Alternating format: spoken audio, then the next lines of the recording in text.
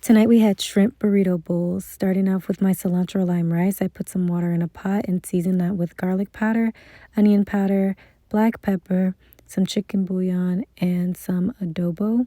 And I just put the lid on that and let it come up to a simmer while I washed my rice. Once that was thoroughly washed, I added that to the pot, stirred it around, and put the lid on it and turned it down to low.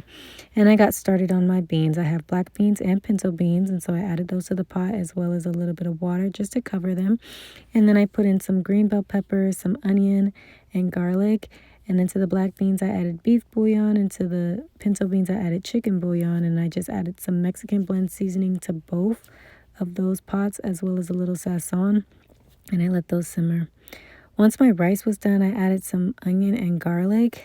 And then I also added some lime juice, some cilantro, and lime zest. And I just stirred that around until it was fully incorporated. And I finished off my beans with a little bit of cilantro.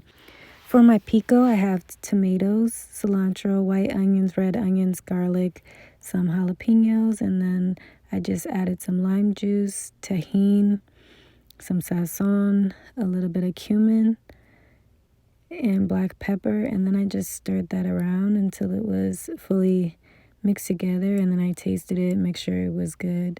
For my corn salsa, I went ahead and just roasted some corn until it had some color on it, and I mixed that with some onion, red onion, garlic, cilantro, poblano peppers, and then I just added a little bit of lime juice, salt, and pepper.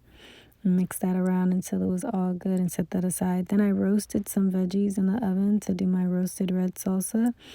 And once those were all nice and roasted, I used my manual food processor just to chop everything up. And in addition to this, I added some cilantro in there.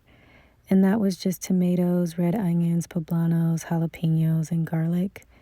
And then I went ahead and seasoned that with some salt, a little bit of black pepper, some cumin, tahini, and some sazon.